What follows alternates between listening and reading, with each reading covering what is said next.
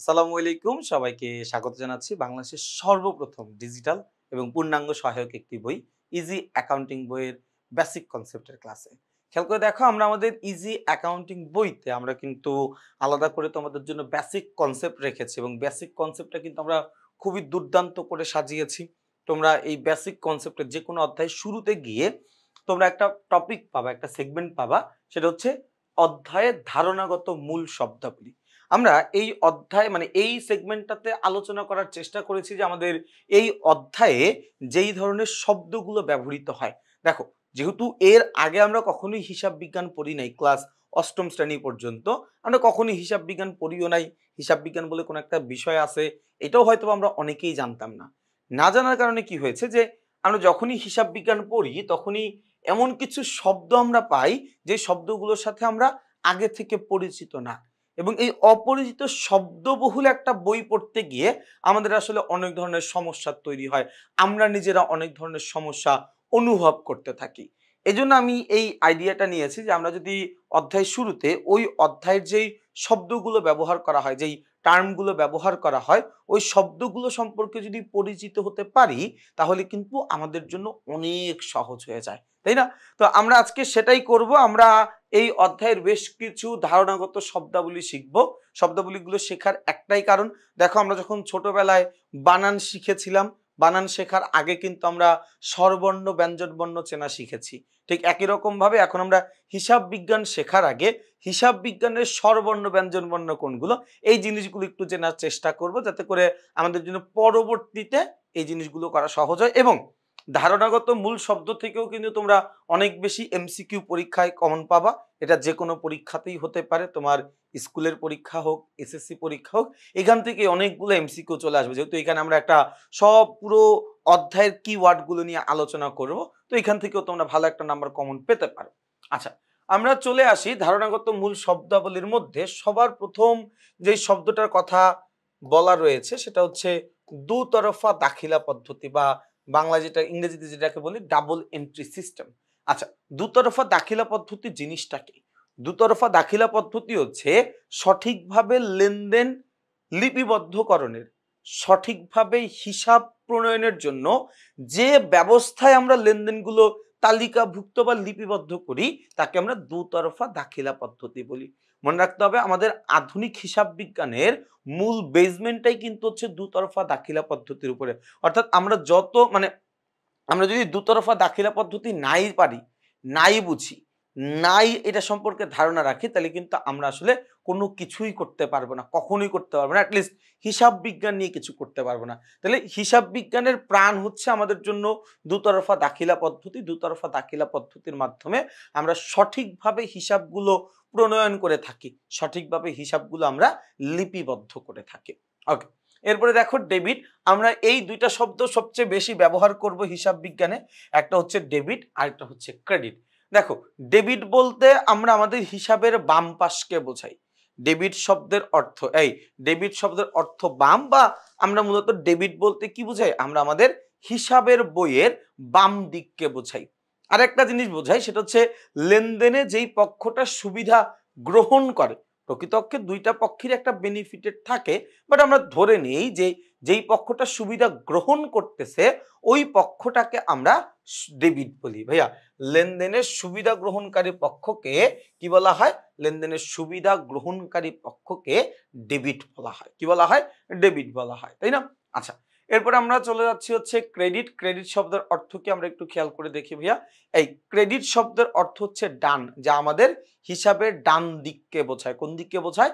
হিসাবের ডান দিককে বোঝায়। এবং আমাদের লেনদেনের মধ্যে যেই পক্ষটা আমাদেরকে সুবিধা প্রদান করে, এই সুবিধা প্রদানকারী পক্ষকে আমরা ক্রেডিট বলি। সুবিধা প্রদানকারী পক্ষকে আমরা ক্রেডিট বলি, তাই না? আচ্ছা, এরপর দেখো ভাইয়া ডেটর, ডেবিটর, ক্রেডিটর। ভাইয়া একটু খেয়াল করে দেখো, আমরা অনেক সময় মনে করি কি আমাদের ডেবিট আর হচ্ছে ডেবিটর, ডেবিটর দুইটা মনে হয় একই জিনিস। দুইটা একই অর্থ প্রকাশ করলেও দুইটা কিন্তু একই জিনিস না। দুইটা একই অর্থ প্রকাশ করলেও দুইটা কিন্তু আমাদের জন্য কি না, একই অর্থ প্রকাশ করে না, তাই না? আবার মনে করো আমাদের জন্য হচ্ছে ক্রেডিট, আমাদের জন্য ক্রেডিট আর হচ্ছে আমাদের জন্য ক্রেডিটর। দুইটা কিন্তু একই জিনিস না, দুইটা কিন্তু আলাদা। দেখো, ডেবিট বলতে আমরা হিসাবের বাম পাশকে বোঝাই, ডেবিট বলতে আমরা হিসাবের বাম পাশকে বোঝাই, তাই না? ডেবিট বলতে আমাদের হিসাবের বাম পাশকে বোঝানো হচ্ছে। আর ডেবিটর বলতে ওই বাম পাশে যেই পক্ষটা আছে, যে পক্ষটা আমাদেরকে সুবিধা দিচ্ছে, মানে সুবিধা আমাদের কাছ থেকে সুবিধা গ্রহণ করতেছে, তাকে আমরা বোঝাই। তো এত ভিতরে না গেলেও হবে, আমরা এই দিকটা একটু খেয়াল রাখতে পারি। সম্পদ একটু খেয়াল করে দেখো, সম্পদ জিনিসটাকে, সম্পদ যেটাকে আমরা বলি অ্যাসেট। একটা প্রতিষ্ঠানে এমন কিছু জিনিস থাকে যেই জিনিসের উপরে বিভিন্ন পক্ষের দাবি থাকে। একটা প্রতিষ্ঠানের মালিক, তার প্রতিষ্ঠানের কিছু দাবি আছে, আমার প্রতিষ্ঠানের বাহিরের কিছু পক্ষ, দায়ের কিছু পক্ষ, তাদের আমার প্রতিষ্ঠানের উপরে কিছু দায়িত্ব আছে, দায় আছে, তাদের আমার প্রতিষ্ঠানের উপরে একটা দাবি আছে। এই যে দুইটা পক্ষের আমার প্রতিষ্ঠানের উপরে দাবি, যার উপরে দাবি ওইটাই আমার জন্য সম্পদ। ভাইয়া মনে করে এটা কোনো একটা কিছু, এইটা কোনো একটা কিছু, এটার উপরে আমার প্রতিষ্ঠানের মালিক, তার কিছু দাবি আছে, আবার এটার উপরে আমার প্রতিষ্ঠানে যারা দায় আছে তাদেরও কি এটার উপরে কিছু একটা দাবি আছে। এই যে আমার প্রতিষ্ঠানে যেই জিনিসটার উপরে বিভিন্ন পক্ষের দাবি বিদ্যমান, ওইটা হচ্ছে আমাদের জন্য সম্পদ। আমরা আরো এক ভাষায় বলতে পারি, সেটা হচ্ছে কি, সম্পদ বলতে, সম্পদ বলতে অর্থনীতির ওই সকল পরিসম্পত্তিকে বোঝায় বা ওই সকল বস্তুকে বোঝায় যা মালিকের অধীনে থাকে বা যা ব্যবসায়ের অধীনে থাকে এবং যা মুনাফা অর্জনের কাজে ব্যবহৃত হয়। ভাইয়া সম্পদ বলতে আমি আমার প্রতিষ্ঠানের ওই সমস্ত বস্তুগত জিনিসগুলোকে বোঝাচ্ছি যা ব্যবসায়ের মালিকানাধীন এবং যা আমার প্রতিষ্ঠানের মুনাফা অর্জনে সহায়তা করে, যা আমার প্রতিষ্ঠানে মুনাফা অর্জনে সহায়তা করে। কথাটা কি বোঝা গেছে ভাইয়া? আচ্ছা, এরপর আমরা চলে যাব হচ্ছে হিসাব চক্র। হিসাব চক্র যেটাকে আমরা ইংরেজিতে বলছি অ্যাকাউন্টিং সাইকেল। দেখো, আমরা যে হিসাব বিজ্ঞানে যেই কাজগুলো সম্পাদন করি, অনেকগুলো কাজ আমরা সম্পাদন করি, এই কাজের যে প্রবাহটা, এই কাজের যে প্রক্রিয়াটা, এই কাজের যে চক্রটা, এটা কিন্তু চলমান চক্র, চলমান চক্র, তাই না? এই জন্য আমাদের এখানে বলা হচ্ছে যে ব্যবসায়ে হিসাব সংরক্ষণের ধারাবাহিক আবর্তনকেই বলা হয় হিসাব চক্র।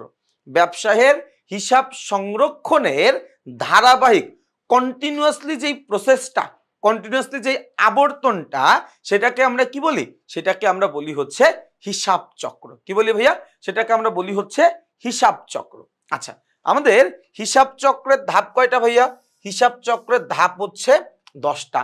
10টার মধ্যে তুমি এটা মুখস্থ রাখতে পারো: লেনদেন শনাক্তকরণ, লিপিবদ্ধকরণ, জাবেদাভুক্তিকরণ, খতিয়ান, রেওয়ামিল, সমন্বয়, কার্যপত্র, আর্থিক অবস্থার বিবরণী, তারপর হচ্ছে তোমার আর্থিক অবস্থার বিবরণীর পরে হচ্ছে তোমার হিসাব পরবর্তী রেওয়ামিল, না হিসাব পরবর্তী রেওয়ামিল, সমাপনী দাখিলা, এরপরে হিসাব পরবর্তী রেওয়ামিল। 9-10 নাম্বারটা প্যাচ আছে, আমি ভুলে গেছি। 9 আর 10 নাম্বারটা, এই হচ্ছে আমাদের 10টা হিসাব চক্র।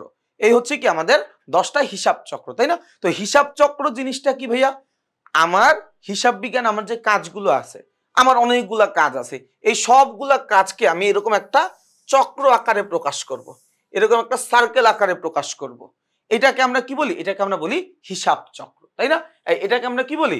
এটাকে আমরা বলি হচ্ছে হিসাব চক্র। ওকে, এরপরে দেখো, এরপরে আমাদেরকে কি বলে হচ্ছে চলমান ধারণা। চলমান ধারণা, দেখো আমাদের হিসাব বিজ্ঞানের বেশ কিছু নীতি রয়েছে, আমরা ওই নীতিগুলো নিয়েও পড়বো। আমরা এই নীতিগুলো নিয়ে পড়বো হচ্ছে 10ম অধ্যায়, আর্থিক বিবরণীর অধ্যায়। বাট এই অধ্যায়ে একটা নীতি নিয়ে বেশ কিছু কথাবার্তা হয়, সেটা হচ্ছে চলমান প্রতিষ্ঠান ধারণা নীতি বা চলমান ধারণা নীতি। দেখো, চলমান প্রতিষ্ঠান ধারণার নীতি বলতে আমরা বুঝি যে আমার প্রতিষ্ঠানটা অনন্তকাল পর্যন্ত চলতে থাকবে। অর্থাৎ তুমি যদি কোনো একটা ব্যবসায়ীকে কখনো জিজ্ঞাসা করো যে ভাইয়া আপনি যে ব্যবসাটা স্থাপন করলেন, আপনার এই ব্যবসাটা কতদিন পর্যন্ত চালানোর ইচ্ছা আছে, কতদিন পর্যন্ত আপনার ব্যবসাটা চলবে, তুমি দেখবা সে কিন্তু বলবে যে ভাই চলবে, আল্লাহ যতদিন চালায় চলতে থাকুক, চলবে, সৃষ্টিকর্তা যতদিন চালায় চলবে, এরকম করে কিন্তু সে বলে। তার কারণটা কি? তার কারণ সে চায় যে এই ব্যবসাটা সারা মানে কিয়ামত পর্যন্ত চলতে থাকুক। তার মানে একটা ব্যবসা প্রতিষ্ঠান স্থাপনের পরে এই যে আমাদের চিন্তাটা, এই যে আমাদের যে ধারণাটা যে হ্যাঁ আমার ব্যবসাটা অনন্তকাল পর্যন্ত চলতে থাকবে, এই নীতিটাকে আমরা বলি হচ্ছে চলমান প্রতিষ্ঠান ধারণার নীতি। আচ্ছা, এরপরে জাবেদা। দেখো, জাবেদা এটা হচ্ছে আমাদের হিসাব চক্রের তৃতীয় ধাপ জাবেদা বা জাবেদা ভুক্তিকরণ। এটা হচ্ছে কি আমাদের হিসাব চক্রের তৃতীয় একটা ধাপ। জাবেদা ভুক্তিতে কি করা হয় দেখো, জাবেদা হচ্ছে আমাদের প্রথম একটা বই ভাইয়া, জাবেদা ভুক্তিকরণ বা জাবেদা এটা হচ্ছে আমাদের হিসাব প্রক্রিয়ায় সর্বপ্রথম স্বীকৃত একটা বই, যেই বইতে আমরা লেনদেনগুলোকে লিপিবদ্ধ করি। জাবেদার আগের প্রক্রিয়াগুলো কি কি? লেনদেন বিশ্লেষণ, লেনদেন আইডেন্টিফাই করা, লেনদেন বিশ্লেষণ করা, অর্থাৎ লেনদেন শনাক্তকরণ, লেনদেন বিশ্লেষণ। এই দুইটা আসলে মূলত কোনো বইয়ের মধ্যে পড়ে না, এটা খুচরা কাজ আমরা বলতে পারি। আমরা লেনদেনগুলোকে আইডেন্টিফাই করি, যেটা কি লেনদেন না। আইডেন্টিফাই করার পরে লেনদেনের দুইটা পক্ষকে আমরা আইডেন্টিফাই করার চেষ্টা করি যে আচ্ছা এই পক্ষ দুইটা কি কি, এগুলো নিয়ে আমরা কথাবার্তা বলি। কিন্তু আমাদের মূলত জাবেদায় কি করা হয়?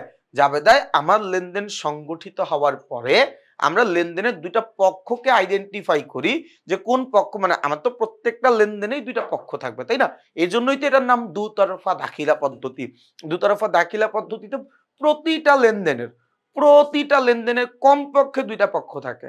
তো আমি লেনদেন সংগঠিত হওয়ার পরে তার দুইটা পক্ষকে আইডেন্টিফাই করব, আইডেন্টিফাই করার পরে তাকে আমি ডেবিট ক্রেডিটে ভাগ করে দিব। একটা পক্ষকে ডেবিট বলবো, আরেকটা পক্ষকে আমরা ক্রেডিট বলবো। এই যে আমি লেনদেনগুলো আইডেন্টিফাই করার পরে ওই লেনদেনগুলোকে ডেবিট ক্রেডিট ভাগে বিভক্ত করছি, এইটাকে আমরা বলতেছি জাবেদা। এই বইটাকে আমরা কি বলতেছি হচ্ছে জাবেদা। ওকে, এরপরে দেখো ক্রয় জাবেদা। ক্রয় জাবেদায় আসবে আমি বাকিতে পণ্যদ্রব্য ক্রয় করেছি এমন ধরনের লেনদেনগুলো আমার ক্রয় জাবেদায় আসবে। অর্থাৎ ক্রয় জাবেদা বলতে এমন কোনো বই, এমন কোনো বই, এমন কোনো বিবরণী, এমন কোন দলিলকে বোঝায় যেই দলিলে শুধুমাত্র আমি পণ্যগুলো বাকিতে ক্রয় করছি, ধারে টাকা দেই নাই, বলছি ভাই পণ্য নিয়ে যাই, টাকা আপনারে পরে দিব। এই যে পরে টাকা দিব চিন্তা করে যে পণ্য দ্রব্যগুলো নিয়ে আসছি টাকা না দিয়ে, এই ধরনের লেনদেনগুলো আমরা যেই বইতে লিপিবদ্ধ করি ওই বইয়ের নাম হচ্ছে ক্রয় জাবেদা। ওই বইয়ের নাম কি? ক্রয় জাবেদা। ঠিক একই রকম ভাবে বিক্রয় জাবেদাগুলা আমি বাকিতে বিক্রয় করেছি। কিভাবে বিক্রয় করেছি? বাকিতে বিক্রয় করেছি, অর্থাৎ বিক্রি করার সময় আমি টাকা পাই নাই। আমার কাছে কেউ বলছে যে ভাইয়া আপনি এই কলমটা আমার কাছে বিক্রি করেন, আমি আপনার টাকাটা পরে দিয়ে দিব। আমি বললাম আচ্ছা ঠিক আছে নাও, তুমি যেহেতু আমার পরিচিত মানুষ, নিয়মিত কাস্টমার, তুমি নিয়ে যাও। তাহলে এই যে আমি যখন পণ্যটা বাকিতে বিক্রি করলাম, তখন আমি যেই বইতে জিনিসটা লিপিবদ্ধ করব ওইটার নাম হচ্ছে বিক্রয় জাবেদা। আবার বলছি, আমি পণ্যটা বাকিতে বিক্রয় করার পরে যেই বইতে এটা লিপিবদ্ধ করি ওই বইয়ের নাম হচ্ছে বিক্রয় জাবেদা। ওই বইয়ের নাম কি? বিক্রয় জাবেদা। ওকে, এরপর আমরা আসি ক্রয় ফেরত জাবেদা। বাকিতে ক্রয়কৃত পণ্যগুলো পছন্দ মতো না হওয়া, নমুনা মাফিক না হওয়া, ভেজাল বা নষ্ট পণ্য পাওয়া বা যে কোনো কারণ হোক, খেয়াল করো, আমি যেই পণ্যটা বাকিতে ক্রয় করছিলাম, বাকিতে ক্রয়কৃত পণ্যগুলো চাহিদা মাফিক না হওয়া, নমুনা মাফিক না হওয়া, আমার ওটাকে কি বলে ফরমাইশ অনুযায়ী না হওয়া, পণ্যগুলো নষ্ট বা ভেজাল হওয়া বা অন্য আরো যে কোনো কারণেই হোক, বাকিতে ক্রয়কৃত পণ্যটা যখন আমি আমার যার কাছ থেকে কিনে নিয়ে আসছিলাম তার কাছে যখন ফেরত দিয়ে দিব, আমি বাকিতে পণ্য কিনে যখন যে কোনো একটা কারণে ওই পণ্যটা আমি ফেরত দিয়ে দিচ্ছি, এই ফেরত দেওয়ার সময় যেই বইটা, যেই দলিলটা আমরা ব্যবহার করি সেটার নাম হচ্ছে ক্রয় ফেরত জাবেদা, purchase return journal. Purchase return journal. ঠিক একই রকম ভাবে বিক্রয় ফেরত জাবেদাও একই জিনিস, যে আমি বাকিতে বিক্রিত পণ্যগুলো যদি আমার কাছে ফেরত আসে, মনে করো ভাইয়া, মনে করো যে আমি এই ক্যালকুলেটরটা বাকিতে বিক্রি করছিলাম, এই ক্যালকুলেটরটা আমি বাকিতে বিক্রি করছি, মানে আমার টাকা দেয় নাই সে, আমি বেচা দিছি, নিয়ে গেছে। নেওয়ার পরে সে মনে করো 20টা ক্যালকুলেটর নিছে, এর মধ্যে 2টা ক্যালকুলেটর পাইছে নষ্ট, কাম করে না। সে কি করলো, ওই 2টা ক্যালকুলেটর আমার কাছে ফেরত দিয়ে দিল যে ভাই আমি নিছিলাম, ফেরত নেন। ওই যে পণ্য বিক্রি করে বিক্রি ফেরত পাইছি ধারে বিক্রয় করে, এখানে মনে রাখা লাগবে আমি ওই পণ্যটাই ফেরত নেই বা ওই পণ্যটাই ফেরত দেই যেটা আমি ধারে বা বাকিতে বিক্রি করছিলাম। অর্থাৎ আমি যদি নগদ টাকায় কোনো পণ্য বিক্রি করে থাকি, আমি যদি নগদ টাকায় কোনো পণ্য ক্রয় করে থাকি, এটা ফেরত দেওয়া বা নেওয়ার কোনো সুযোগ হিসাব বিজ্ঞানে নাই, বাস্তবিক অর্থে নেওয়া উচিত, এটা সুন্নত। বিক্রিত মাল অবশ্যই ফেরত নিতে হবে যদি ক্রেতার পছন্দ না হয় বা ক্রেতা যদি পণ্যটা নষ্ট করে না ফেলে। ক্রেতা যে কোনো কারণে চাইলে ওটা ফেরত দিতে পারে এবং বিক্রেতা এটা ফেরত নিতে রাজি থাকতে হবে এবং তাকে এটা মন থেকে রাজি থাকতে হবে এই পণ্যটা নেওয়ার জন্য। বাট হিসাব বিজ্ঞান এটা হয় না। এখন ওরা তো আর সবাই তো আর ধর্ম মানে না, যাই হিসাব বিজ্ঞান আসলে এটা মানে না। হিসাব বিজ্ঞান বলে যে ভাই তুমি যদি পণ্যটা বাকিতে ক্রয় বা বিক্রয় করো তাইলে আমি ফেরত নিমু, নগদে ক্রয় বিক্রয় কোনো পণ্য আমি ফেরত দেইও না, ফেরত নেইও না। তার মানে ক্রয় জাবেদায় আসবে হচ্ছে বাকিতে ক্রয়কৃত লেনদেনগুলা, বিক্রয় জাবেদা আসবে আমি পণ্যটা বাকিতে বিক্রি করছি এরকম লেনদেনগুলা, ক্রয় ফেরত জাবেদা আসবে বাকিতে ক্রয়কৃত পণ্য ফেরত দিয়ে দিলে যেটা যেই লেনদেনগুলা হয় ওইগুলা, বিক্রয় ফেরত জাবেদা আসবে বাকিতে বিক্রি করার পরে ফেরত পাইলে ওইটা আসবে হচ্ছে আমার বিক্রয় ফেরত জাবেদা। আচ্ছা, এরপর হচ্ছে নগদ প্রাপ্তি ক্যাশ রিসিপ্ট জার্নাল, আর একটা হচ্ছে ক্যাশ পেমেন্ট জার্নাল। দেখো নগদ প্রাপ্তি আর নগদ প্রদান জাবেদা আমরা আসলে কি বলি? নগদ প্রাপ্তি ও নগদ প্রদান জাবেদা, ভাইয়া নগদ প্রাপ্তি জাবেদায় আমি নগদ টাকা পাইছি, এমন সকল লেনদেন, এমন সব লেনদেনগুলো আমি নগদ প্রাপ্তি জাবেদায় লিপিবদ্ধ করব। কেন পাইছি, কে দিছে, কত দিছে, কয় বছরের জন্য দিছে, কিচ্ছু দেখার দরকার নাই। সোজা কথা আমি কি টাকা পাইছি কিনা, আমি নগদ বা ব্যাংকে টাকা পাইছি তাহলে সেটা আমার কোথায় আসবে? নগদ প্রাপ্তি জাবেদায়। আমি নগদে বা ব্যাংকে আমার কাছ থেকে, দেখো এটা একটু মনে রাখা লাগবে, এখনকার দিনে এই আধুনিক যুগে এসে ক্যাশ এবং ব্যাংক দুইটার মধ্যে কোনো পার্থক্য নাই। ক্যাশ যেই কথা ব্যাংক একই কথা, নগদ যেই কথা ব্যাংক একই কথা। ভাই তোমার পকেটে 200 টাকা আছে আর তোমার বিকাশে 500 টাকা আছে, দুইটার মধ্যে তফাৎ কি? কোনো তফাৎ নাই। তুমি যে কোনো সময় ওই বিকাশে 200 টাকা খরচ করে ফেলতে পারতেছো। তোমার পকেটে 20,000 টাকা আছে, তোমার এটিএম কার্ডে 10,000 টাকা আছে, পার্থক্য কি দুইটার মধ্যে? কোনো পার্থক্য নাই। তার মানে আমরা এই আধুনিক যুগে এসে, বিশ্বায়নের যুগে এসে আমরা আমাদের নগদ টাকা এবং ব্যাংকের টাকাকে একই হারে ব্যবহার করতে পারি, একই ভাবে ব্যবহার করতে পারি। বোঝা গেছে কথাটা ভাইয়া? আচ্ছা, তাহলে আমি যদি নগদ টাকা পাই সেই লেনদেনগুলো আমাদের নগদ প্রাপ্তি জাবেদায় লিপিবদ্ধ হয়। আমি যদি নগদ টাকা দিয়ে দেই তাহলে সেটা আমাদের নগদ প্রদান জাবেদায় লিপিবদ্ধ হয়। আচ্ছা, আরো কয়েকটা জিনিস আছে আমরা একটু দেখবো এখানে। দেখো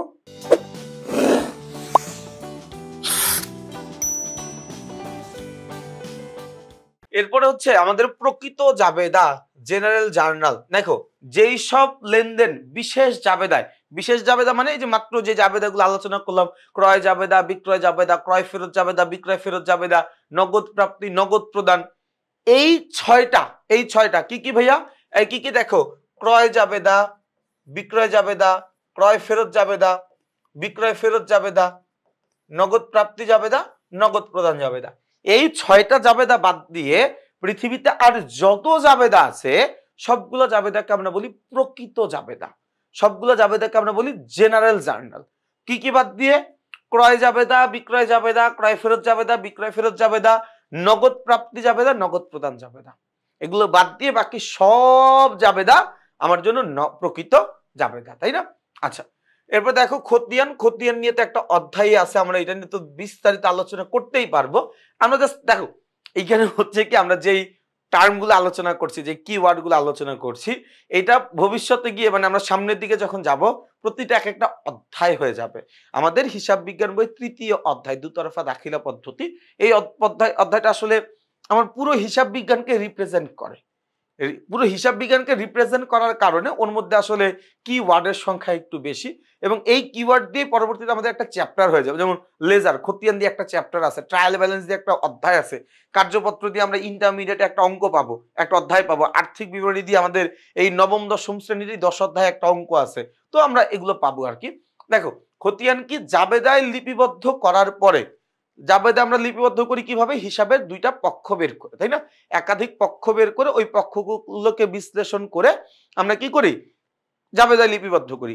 জাবেদায় লিপিকৃত লেনদেন সমূহকে আলাদা আলাদা শ্রেণীবিন্যাস করব। জাবেদায় লিপিকৃত লেনদেন সমূহকে আলাদা আলাদা শ্রেণীবিন্যাস করে উপযুক্ত শিরোনামে হিসাবে ছকে স্থায়ীভাবে লিপিবদ্ধ করার প্রক্রিয়াকে খতিয়ান বলে। কি বলে ভাইয়া? আমি যে জাবেদায় যে 2টা আলাদা আলাদা পক্ষ পাবো ওই জায়গা থেকে আইডেন্টিফাই করব বিক্রয় কই কই আছে, ক্রয় হিসাব কোন জায়গায় আছে, নগদান হিসাব কোন কোন জায়গায় কোন জায়গায় আছে, এরকম করে যত ধরনের হিসাবগুলো আছে সিমিলার একই হিসাবগুলোকে এক জায়গায় নিব। সব নগদান হিসাবকে নিয়ে একটা বই, সব ব্যাংক হিসাবকে নিয়ে একটা বই, সব উত্তোলন হিসাবকে নিয়ে একটা বই, সব ক্রয় হিসাবকে নিয়ে একটা, সব বিক্রয় হিসাব, সব ক্রয় ফেরত, সব বিক্রয় ফেরত, সব দেনাদার, সব পাওনাদার, এরকম করে প্রত্যেকটা ইন্ডিভিজুয়াল করে একটা একটা করে হিসাব প্রস্তুত করব। প্রত্যেকটাকে ইন্ডিভিজুয়াল করে কি করব, একটা একটা করে হিসাব প্রস্তুত করব। এবং এই যে যে প্রত্যেকটা নামে শিরোনামে একটা করে, মনে করো নগদ, সব নগদ আছে তাহলে ওইটার নাম হবে হচ্ছে নগদান। সব ব্যাংক আছে তাহলে ওটার নাম হচ্ছে কি ব্যাংক। সব মনে করো হচ্ছে আমার মনে করো যে দেনাদার আছে তাহলে ওইটা শিরোনাম কি হবে, দেনাদার। এরকম ওই শিরোনামে আমরা যখন করব ওইটাকে আমরা কি বলবো, এই ওইটাকে আমরা বলবো হচ্ছে আমাদের খতিয়ান। খতিয়ানে প্রত্যেকটা লেনদেনের নামে আলাদা শিরোনাম করে সমজাতীয় হিসাবগুলোকে একই কাতারে একই জায়গায় এসে লিপিবদ্ধ করা হয়। আমার কথাটা কি বোঝা গেছে কিনা আমাকে বলিও। এরপর আমরা চলে যাব হচ্ছে রেওয়ামিল। রেওয়ামিলের ইংরেজি নাম হচ্ছে ট্রায়াল ব্যালেন্স।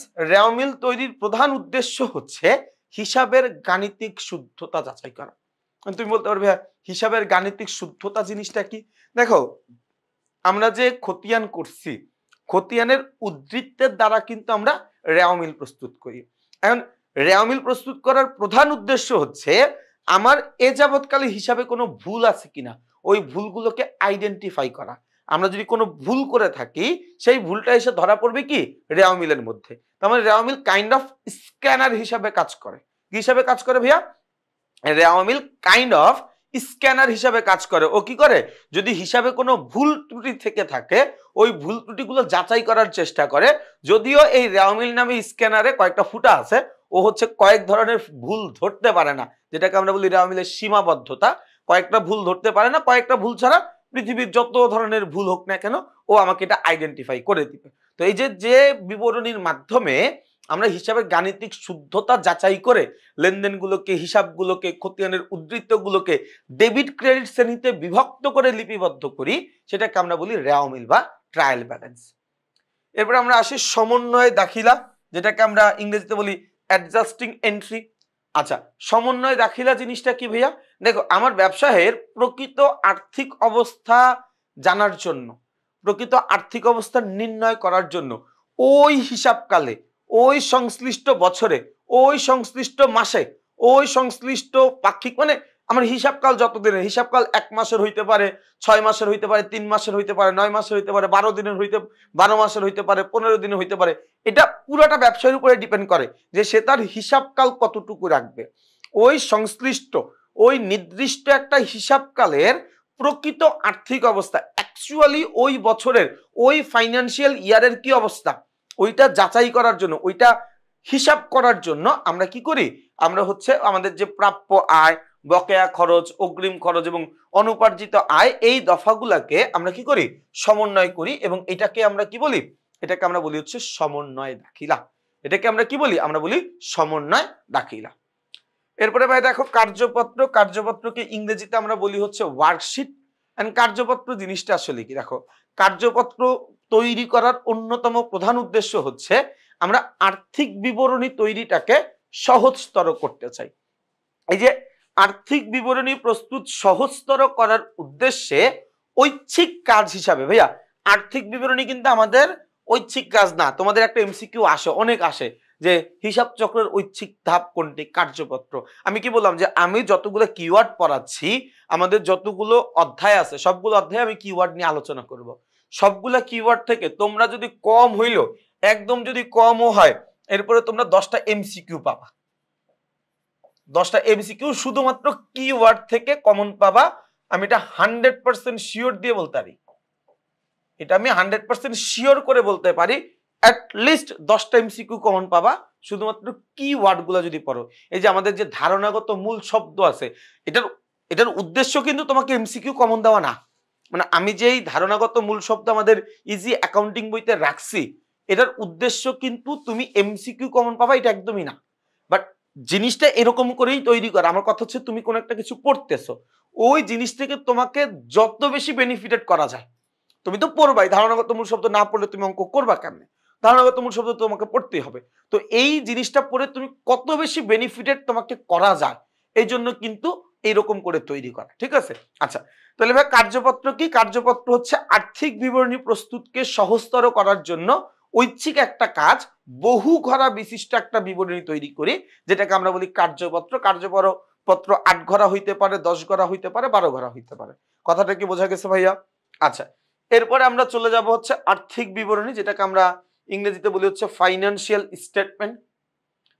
আর্থিক বিবরণী, যেটাকে আমরা ইংরেজিতে কি বলি? Financial statement. দেখো, আমার একটা হিসাবকালে, আমার একটা আর্থিক বছরে আমার প্রতিষ্ঠানের আর্থিক ফলাফলটা কি, আমার প্রতিষ্ঠানের আর্থিক চিত্রটা কি, তাই না? আমাদের এরকম হিসাব বিজ্ঞানের একজন লেখক আছে, আমি যদি ভুল না করি, উনার নাম হচ্ছে KM কাইসু, এরকম টাইপের একটা নাম উনার। উনি হিসাব বিজ্ঞান সম্পর্কে খুবই সুন্দর একটা ডেফিনেশন দিছিল আমাদের, মানে আমার কাছে ডেফিনেশনটা খুব ভালো লাগে, আমি দেখবো ম্যাক্সিমাম ক্লাসে এই ডেফিনেশনটা বলি। উনি এরকম বলেছিল যে accounting is an information system that identify, records and communicated to the interested user, এরকম টাইপের একটা সংজ্ঞা ছিল। হুবহু আমার সংজ্ঞাটা মনে নাই, আমিও মানে উনার সংজ্ঞাটাই কিছুটা মডিফাই করে তোমাকে বললাম যে accounting is an information system that identify, records and communicated to the interested user. অর্থাৎ হিসাব বিজ্ঞান হচ্ছে এমন একটি প্রক্রিয়া, যেই প্রক্রিয়ায় লেনদেন শনাক্ত করে, লিপিবদ্ধ করে এবং আগ্রহী ব্যবহারকারীদেরকে হিসাব তথ্য সরবরাহ করে, এবং আগ্রহী ব্যবহারকারীদেরকে হিসাব তথ্য সরবরাহ করে। কারণ এই হিসাব তথ্যটা আমরা সরবরাহ করব কিভাবে? দেখো, তোমরা তো এখনো হয়তো হিসাব বিজ্ঞানে খুব ডিপলি শিখতে পারো নাই, কারণ যেহেতু আমরা মাত্র তৃতীয় অধ্যায়ে আছি। কিন্তু তুমি চিন্তা করে দেখো যে হিসাব বিজ্ঞান আমাদের যে টার্মগুলো আমরা ব্যবহার করি, এটা যদি আমরা জনসাধারণের কাছে প্রকাশ করি, অনেক ব্যক্তি আছে যারা হচ্ছে এটার মিনিং বুঝতে পারবে না, বলতে পারবে না যে আসলে এখানে ঘটনাটা কি ঘটতেছে। তার মানে কি, যেহেতু আমার প্রতিষ্ঠানের হিসাব তথ্য জানতে যে পক্ষগুলো আছে, তারা সবাই যেহেতু হিসাব বিজ্ঞান সম্পর্কে পরিপূর্ণ ধারণা রাখে না, তাদের যেহেতু হিসাব বিজ্ঞান সম্পর্কে পরিপূর্ণ ধারণা নাই বা জ্ঞান না থাকাটাও খুব স্বাভাবিক ব্যাপার, তাদেরকে তো আমাকে বুঝাইতে হবে যে আমার ফাইন্যান্সিয়াল কন্ডিশনটা কি। এই যে তাদেরকে বোঝাইতে হবে, তাদেরকে তথ্যটা সরবরাহ করতে হবে, এই যে তাদেরকে বোঝানোর জন্য আমরা ভিন্ন একটা উপায়ে আরো সহজভাবে, মোর অ্যাকসেপ্টেবল, সবাই যেন বুঝতে পারে, কমন পিপল যারা আছে, ম্যাস পিপলের কাছে এই ইনফরমেশনটাকে গ্রহণযোগ্য করার জন্য আমরা আরেকটা ভিন্ন উপায়ে তথ্যগুলো উপস্থাপন করার চেষ্টা করি। এতে করে দুইটা প্রফিট হয়, দুইটা লাভ হয়। একটা হচ্ছে আমি আমার প্রতিষ্ঠান সম্পর্কে আমার প্রতিষ্ঠানের আর্থিক অবস্থা সম্পর্কে একটা পূর্ণাঙ্গ ধারণা পাই। দ্বিতীয়ত হচ্ছে আমি ম্যাস পিপলের কাছে আমার হিসাব তথ্যটা সরবরাহ করতে পারি, যারা যারা আমার প্রতিষ্ঠানের হিসাব তথ্য জানতে আগ্রহী তাদেরকে। তাহলে আর্থিক বিবরণীর কাহিনীটা বুঝতে পারছি। আর্থিক বিবরণীটা হচ্ছে আমার প্রতিষ্ঠানের আর্থিক অবস্থার চিত্র, মালিক মালিক এবং প্রতিষ্ঠানের স্বার্থ সংশ্লিষ্ট যে পক্ষগুলো আছে তাদের নিকট উপস্থাপন করার যে প্রক্রিয়াটা, ওই প্রক্রিয়াটা, তাই না? আচ্ছা, এরপর আমরা দেখি সমাপনী দাখিলা। সমাপনী দাখিলা মানে হচ্ছে একটা নির্দিষ্ট হিসাবকাল শেষে ওই বছরের আয় সমূহ, ব্যয় সমূহ, উত্তোলন সমূহকে বন্ধ করে দিতে হয়। একটা নির্দিষ্ট হিসাবকাল শেষে শুধুমাত্র আমার সম্পদ, দায় আর হচ্ছে মূলধন, এই তিনটা হিসাব জীবিত থাকে। এই তিনটা হিসাব বাদ আমি বাকি সকল হিসাবকে বন্ধ ঘোষণা করি, বাকি সকল হিসাবকে আমি বন্ধ করে দিই। এই যে যেই দাখিলার মাধ্যমে একটা নির্দিষ্ট বছরের মুনাফা জাতীয় আয়, মুনাফা জাতীয় ব্যয় এবং উত্তোলন হিসাবে যেরকে আমরা বন্ধ করে দিচ্ছি, ওই হিসাবকালটা, ওই বন্ধ করে দেওয়ার প্রক্রিয়াটাকে আমরা বলি সমাপনী দাখিলা, ক্লোজিং এন্ট্রিজ, তাই না? সমাপনী দাখিলার মাধ্যমে আমরা আমার বছরের আয়, ব্যয় এবং উত্তোলন হিসাবগুলো বন্ধ করে দিই, তাই না? আচ্ছা, এরপর দেখো একতরফা দাখিলা পদ্ধতি, সিঙ্গেল এন্ট্রি সিস্টেম। এই চ্যাপ্টার থেকে, এই জায়গা থেকে আসলে আমাদের ম্যাথটা খুব বেশি আসে, ম্যাথটা আসে। দেখো, একতরফা দাখিলা পদ্ধতি হচ্ছে কি একটা ভুল পদ্ধতি, একটা ত্রুটিযুক্ত পদ্ধতি, একটা অবৈজ্ঞানিক পদ্ধতি, একটা গোজামিল টাইপের একটা পদ্ধতি। তারপরে এই পদ্ধতিটা মানুষ অনুসরণ করে, তার কারণটা কি দেখো। তুমি যদি দুতরফা দাখিলা পদ্ধতিতে তোমার প্রতিষ্ঠানের হিসাব সংরক্ষণ করতে চাও, তাহলে তোমাকে এমন একজন হিসাব রক্ষক নিয়োগ দিতে হবে, বা তোমাকে অন্তত হিসাব বিজ্ঞান সম্পর্কে পরিপূর্ণ ধারণা রাখতে হবে। যদি তুমি ধারণা রাখতে পারো, তাহলে তুমি ওই পদ্ধতিতে হিসাব রক্ষণ করলা। যদি তোমার হিসাব বিজ্ঞান সম্পর্কে পরিপূর্ণ ধারণা না থাকে তাহলে তোমাকে এমন একজন ব্যক্তি খুঁজে বের করতে হবে যেই ব্যক্তির হিসাব বিজ্ঞান সম্পর্কে পরিপূর্ণ একটা ধারণা আছে।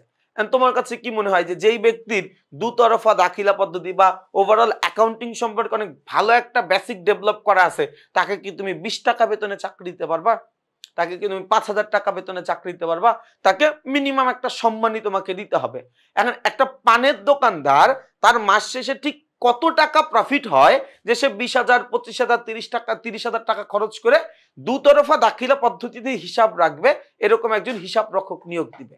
একজন ফার্মেসির ব্যবসায়ীর ঠিক কি পরিমাণের টাকা লাভ হয় যাতে সে একটা ভালো বেতন দিয়ে একজন হিসাব রক্ষক রাখতে পারবে। একজন মুদির দোকানদার তার প্রফিট কত টাকা হয়, একজন চায়ের দোকানদার তার প্রফিট কত টাকা হয়, একজন সবজি বিক্রেতা, একজন মাছ বিক্রেতা, একজন চাল বিক্রেতা, একজন সবজি বিক্রেতা, একটা ফুচকাওয়ালা, একটা ঝালমুড়িওয়ালা, মানে এদের প্রফিট তো অনেক বেশি হয় না। অনেক বেশি হইলে তাহলে ঠিক আছে, ওকে ফাইন, আমার অনেক টাকা প্রফিট হয়, ওকে ফাইন, তোমাকে আমি রেখে দিলাম, তুমি আমার হিসাব টিসাব কইরো। সবার পক্ষে তো এটা সম্ভব না, ম্যাক্সিমামের পক্ষে সম্ভব না। এখন এই জন্য কি তারা হিসাব করবে না? তারা কি হিসাবের আওতার বাইরে থাকবে? এই যে যাদের পক্ষে এটা সম্ভব না তারা কি করে, একতরফা দাখিলা পদ্ধতি ব্যবহার করে, যেটাতে মোটামুটি ভাবে একটা লাভের হিসাব বের হয়ে আসে, বাট ওইটাকে 100% অ্যাপ্রোপ্রিয়েট বলা যায় না, একদম বিজ্ঞানসম্মত বলা যায় না, একদম সঠিক পদ্ধতি বলা যায় না। ওটার মধ্যে একটা গোজামিল থেকে যায়, ওটার মধ্যে একটা ভুল ত্রুটি থেকে যায়। বোঝা গেছে কথাটা? আচ্ছা, এরপরে আমরা চলে যাব হচ্ছে আমাদের প্রারম্ভিক মূলধন। প্রারম্ভিক মূলধন মানে হচ্ছে মালিক ব্যবসায় শুরুতে, মালিক ব্যবসায়ের শুরুতে যা কিছু আমার ব্যবসায় বিনিয়োগ করে ওইটাকে আমরা বলি প্রারম্ভিক মূলধন। ওটাকে আমরা কি বলি? প্রারম্ভিক মূলধন বলি। এরপরে সমাপনী মূলধন মানে কি? একদম বছরের শেষে আমার ব্যবসায় কত টাকার মূলধন আছে, আমার ব্যবসায় মালিকের দাবি কত আছে, এটাকে আমরা বলি হচ্ছে কি সমাপনী মূলধন। এটাকে আমরা কি বলি ভাইয়া? সমাপনী মূলধন বলি, তাই না? তাহলে দেখো ভাইয়া, আমরা কিন্তু আমাদের এই প্রতিটা অধ্যায়ের, আমি জাস্ট তোমাদেরকে একটু ঝলক দেখায় রাখি। দেখো আমাদের প্রতিটা অধ্যায়ের বেসিক কনসেপ্ট গুলো সাজানো কিভাবে। বেসিক কনসেপ্ট সাজানো হচ্ছে, প্রথমে আমরা ধারণাগত মূল শব্দবলী আলোচনা করি। আলোচনা করার পরে আমরা আলোচনা করব হচ্ছে এর পরের ক্লাসে আলোচনা করব এই অধ্যায়ের অঙ্ক করার জন্য আমাদের কি কি সূত্র দরকার, এই সূত্রগুলো আমরা আলোচনা করব। সূত্র আলোচনা করার পরে এই অধ্যায়ের পাঠ সম্পর্কিত গুরুত্বপূর্ণ তথ্য, মানে এই যে অধ্যায় মানে বেসিক জিনিসটা একটু আলোচনা করব, এই অধ্যায়ের পাঠ সম্পর্কিত গুরুত্বপূর্ণ তথ্য ওইটা আলোচনা করার পরে এরপরে গিয়ে দেখো আমরা আলোচনা করব হচ্ছে গাণিতিক নিয়মাবলী, কিভাবে আসলে অ্যাকচুয়ালি আমরা অঙ্কগুলো করব, ওই জিনিসগুলো আলোচনা করব। গাণিতিক নিয়মাবলী আলোচনা করার পরে এরপরে আমরা আলোচনা করব হচ্ছে আমাদের, মানে গাণিতিক নিয়মাবলী পর্যন্ত বেসিক কনসেপ্ট শেষ। দেন আমরা আলোচনা করব আমাদের পাঠ্য বইয়ের বহু নির্বাচনী প্রশ্ন, সৃজনশীল প্রশ্ন। এরপরে গিয়ে আমরা আলোচনা করব বোর্ড প্রশ্নের সমাধানগুলো আলোচনা করব। আর বইয়ের একদম শুরুর দিকে তোমরা road two mission 100 suggestion, road two mission cyclone suggestion, এগুলোর অ্যান্সার সবগুলো কিন্তু তোমরা পাবা। তোমরা কমপ্লিট একটা প্যাকেজ ভাই। তোমার হিসাব বিজ্ঞানে ভালো করতে তোমার কি লাগে তুমি শুধু আমাকে এটা বলো যে ভাই হিসাব বিজ্ঞানে ভালো করার জন্য আমার এই জিনিসটা দরকার, ওইটাই বইতে দেওয়া আছে। কারণ তোমার কি দরকার এটা তোমার চাইতে আমি ভালো জানি। তোমার কি দরকার হিসাব বিজ্ঞানে ভালো করার জন্য এটা তোমার চাইতে আমি এটা খুব ভালো বুঝি। এই কারণে আমি তার সবকিছু দিয়ে রাখছি। তোমার জাস্ট চাহিদাটা অনুভব হওয়ার সাথে সাথে তুমি পড়ে ফেলবা, এজন্য বলছি যারা যারা ইজি অ্যাকাউন্টিং বই কিনেছো তোমরা খুব ভালোভাবেই টের পাচ্ছ তোমরা কি জিনিসটা হাতে পেয়েছো। আমি এটা একদম মানে বুকে হাত দিয়ে বলতে পারি যে এর আগে হিসাব বিজ্ঞানের উপরে এইরকম বেসিক নির্ভর, এরকম ডিটেইল বেসিক, এরকম সৃজনশীল প্রশ্ন, এরকম বোর্ড প্রশ্ন, মানে এত ফ্যাসিলিটিজের কোনো বই তুমি পাবাও না ইনশাল্লাহ। আগামী 2-3-4 বছরে এরকম বই পাবাও না। তার কারণ এই একটা বই তৈরি করতে কি পরিমাণে সময় লাগে, কেউ যদি আমাদের এই বই বের হওয়ার পরে এরকম বই বের করতে চায় তারপরে তার 1 বছর সময় লাগবে কমপক্ষে। 1 বছর মানে একদম পুরো আইডিয়া যদি পুরোটা কেউ কপি করেও করতে চায় এরপরও 1 বছর আগে সেটা জীবনে কমপ্লিট করতে পারবে না। তার মানে এই বইটা আমরাই প্রথম, এবং আমরা ইনশাল্লাহ এই বইটা দিয়ে তোমাদের মন জয় করতে পারবো। তোমাদের যে কাঙ্ক্ষিত ফলাফল এটা অর্জিত হবে শুধুমাত্র আমাদের এই বইটা যদি তুমি পড়ো তাহলে। তার মানে তোমাকে পড়তে হবে, তোমাকে পরিশ্রম করতে হবে। তাহলে সবাই ভালো থাকবা, সুস্থ থাকবা, আমার জন্য বেশি বেশি করে দোয়া করবা। আসসালামু আলাইকুম।